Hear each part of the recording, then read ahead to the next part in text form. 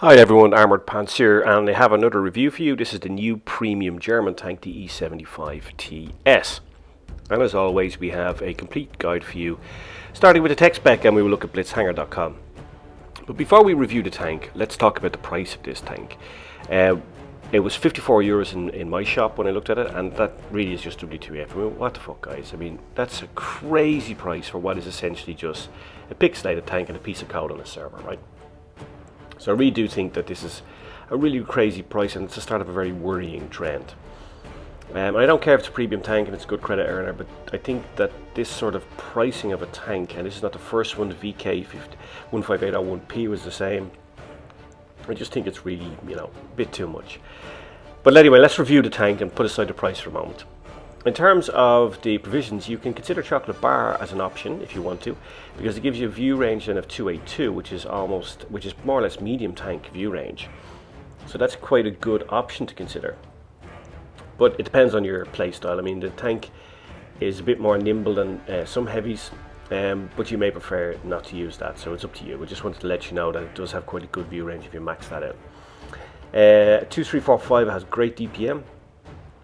It has a 7.93 second reload, which is really good, and that of course contributes to that really excellent DPM. The 105mm cannon on it is great. It has great handling, which you will see during the course of the game when we look at the gameplay. And on APC-OR, it has pretty good pen. So it has 265mm of pen with APC-OR. You have 60mm of pen with HE. So this is really pretty good gun characteristics, and you're going to be able to pen a lot of tanks with HE on this particular sides and back. Now you've got normally 250mm of pen, and on your AP rounds you've got 950mm per second of muzzle velocity. We will max that up to 12.35 using refined gun, and actually with APC-OR that goes up to 1544. Which is really very impressive at tier 8, so it's really good muzzle velocity. Why is that important? Well, we know that muzzle velocity contributes directly towards penetration. It's squared in the formula for armor penetration, so therefore it's extremely important in generating actual DPM rather than theoretical DPM. Now, another interesting thing about this tank is it has 10 degrees of gun depression, which for a German heavy is really quite impressive. And it also has 20 degrees of elevation. Now, we don't often talk about elevation, but you'll see in this game, I make a shot because of this elevation that you would not be able to make without it. And you would not be able to make in many tanks. Now, looking at its top speed, it's not fast, but it moves much better than many other German heavies like the Löwe, the Tiger II, and the VK10001P and the VK15801P, which are its direct equivalents in this tier. So it's quite agile. Just looking at concealment figures, they're not great, but then you wouldn't expect them to be on a heavy tank. That's not a heavy tank's role, but this is a heavy tank role, and this is what it's all about. It has troll armor. It is monster. Really tough to pen, and you're going to see that in the game. This thing is a bounce monster. If you look here, the typical side scraping angle, you can see it's going to be almost impossible to pen. Another really interesting thing about this tank is this spaced armor. This gives it very special characteristics, mainly being that it is HE and heat resistant. It's not HE and heat proof, but it's HE and heat resistant. So therefore rims, ISU, waffle tractors, etc. that try to pen you on the side using their big HE rounds won't be able to. Why? Because the spaced armor, when the HE or heat shell hits it, it detonates on impact, doesn't hit the main body of the tank, so all you're getting is splash damage or no damage at all. This is extremely important. It makes this tank extremely safe, and the big guns that it's going to face in tier 7, 8 and 9 are losing one of their key characteristically offensive traits.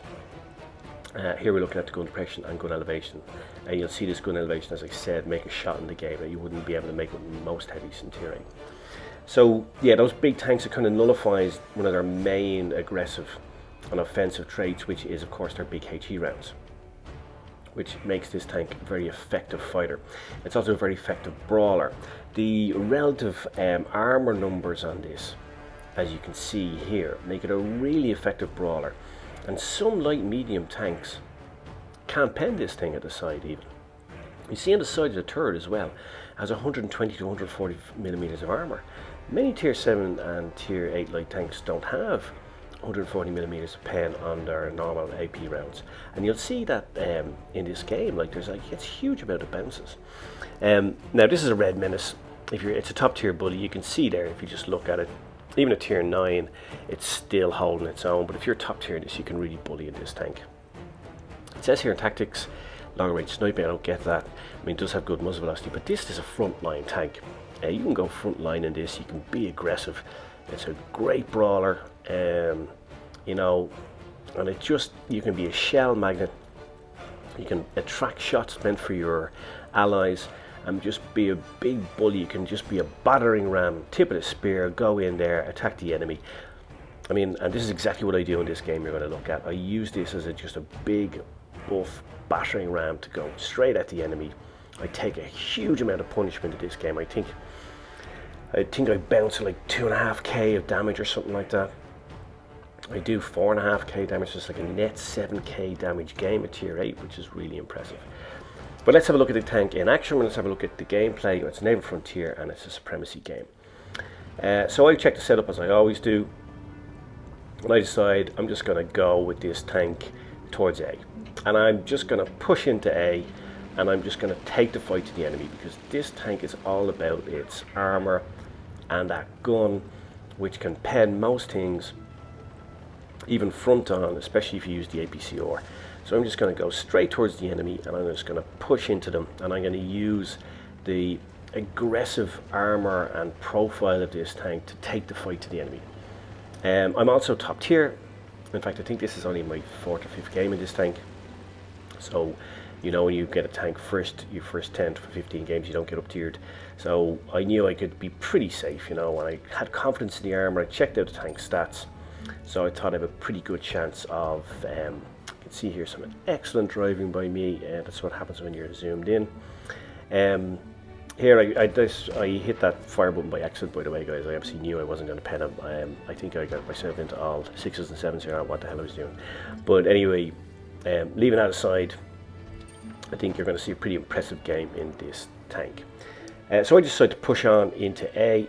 As I said, I'm going to be the spear, tip of the spear. I'm going to be a battering ram. We had a great start. We're already a tank down. Game is not even a minute and a half old. But here we go. So I am pushing in. I think I have a shot here on the Panther, so I'm going to pump around into him, pull back, and now I'm going to cap. Now, I'm not going to lie to you, there's absolutely nothing sophisticated about my gameplay or tactics in this game. I just looked at the statistics on this tank, looked at its profile and blitz hanger, and I decided just take the fight to the enemy, just push in and be aggressive. So now I'm going to try to help my ally here. He is in a lot of trouble here because he's in a DPM fight with a DPM monster in this T23E3. Now, I put this up on one of the web Facebook pages, and somebody thought I was blocking the shot of the IS-2 here. What I was actually trying to do is, and why I pushed in front was I was trying to save him. I was trying to keep him in the game. I was trying to use my armor profile to block shots on him to keep his gun in the game. So I wasn't trying to actually purposely block him. I know I did block one of his shots, but what I was really trying to do was to protect him, keep him in the game, which we did, but of course now we've lost him. But I mean, I wanted to keep his gun in the game as long as possible. And we were able to protect him from the T23E3, but unfortunately my counterpart here, my peer, came over and just smashed him. Switched to APCR, so I need that to pen the lower plate of the E75. You saw there just how red it is. So I have a 105mm gun on my tank. We saw just how red the other E75 TS is. Now I'm just using AP rounds on the side of him. That's going to go through the spaced armor flat on. No problem at all. And then we're going to take him out. Unfortunately, we've lost the KV3 as well. You see there, look at that bounce. That is a big bounce right off the turret. And you saw what I meant earlier when I fired that shot up into the Tiger 2 about the elevation on this tank. The gun elevation is excellent. Now we're kind of getting into a monster brawl here. This is a monster brawl coming up, and I'm getting pounded left, right, and center here. And it's gonna go in and down to collaborative situation now, because we are going to lose the last remaining ally, and now it's just me against 3, and it's not like they're going to come at me 1-on-1. I am getting dogpiled here. I didn't make things easy for myself. I was so concentrating on angling the tank to make sure I was getting bounces that I actually forgot to switch back from APCR. So you'll see I fight the rest of the game in APCR, and I do myself no favours and make it more difficult for myself, because I actually could have cleared off that Stuart ML there if I'd have fired a normal AP round on them. And of course you absolutely don't need AP rounds for firing at a SPIC or SP1C. But I was so concentrating on me creating difficult angles and presenting a very difficult armour profile to the enemy that I actually completely forgot. Again, I probably could have cleared this SPIC off of that one shot. Instead, I made it more difficult for myself by actually not firing AP, and I'm getting my full alpha rounds. In the end, concentrating on my angling actually did save me, but I think I could have made it a bit easier for myself had I just switched back to AP. It was only actually when I posted this up on one of the Facebook pages for people to have a look at it, and somebody said, why are you firing APCR to SPIC? And I had no idea why I was doing it, and it's because I forgot. And so I went back and looked at the game, and so when I fired at the front of the Tiger, because I wanted to make sure I penned, I actually forgot to switch back. So there you go. But I guess when you're being dogpiled in a melee like that, you kind of don't have time to react to everything when you're concentrating on so many different things at once. But just in case you're wondering why the hell is you firing APCR out of SP1C, there's the answer. But as you can see, nonetheless, by concentrating on my angling, that I was able to really show the strengths of this tank and just how good and effective a tank it is and how good the armour is. So many bounces there at the end. As I said, I think it was what, 2.5k of bounces and was it 4.5k or something of damage. So a 7k net damage in a tier 8, which is really good, you know? And then a whole load of badges in there: sharpshooter, Kolobanov, steel wall, Radley Walters high caliber top gun, and of course mastery badge. And that is just from me playing to the strengths of this tank. Here's a 4.66k damage, big carry as well, because 2 of the tanks in our team did 0 damage.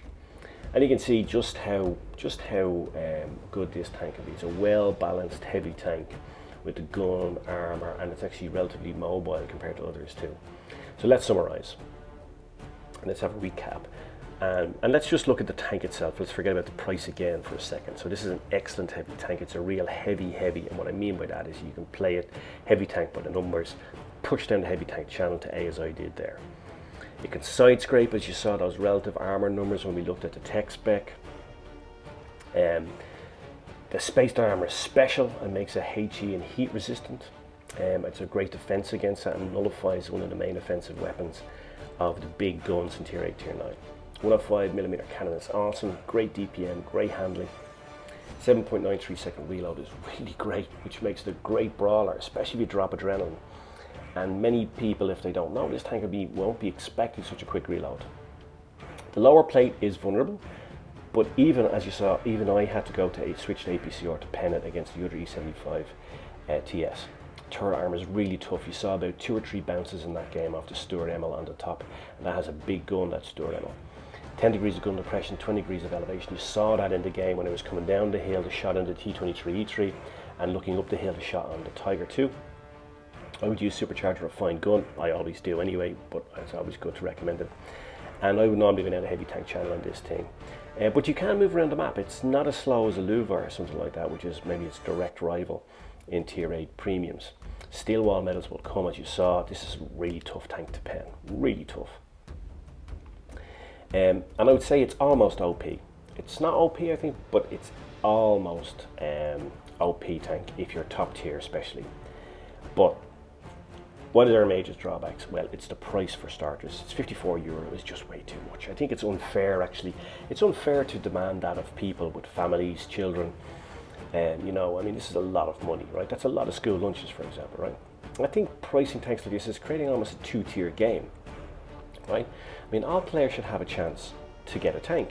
Now, even if they charge a lot of gold, some players save up gold by watching videos and things over a year or so, and have a lot of gold which they may want to spend on this, but by charging an actual cash price, it really puts it outside of many people's budget. And I think it's just start of a worrying trend that we're seeing now, and I think it is in danger of creating this two-tier game. Music was Pasha Belcannon D, which is featured in the movie In Defense of the Realm with Denham Elliott and Gabriel Byrne. If you haven't seen it, check it out. It's a great movie, Cold War thriller. Cheers, Mush. Thanks for watching. Hope you enjoyed it. Hope you found it useful. As always, it's only my opinion, so feel free to disagree. And I guess all that remains for me to say is, pants off.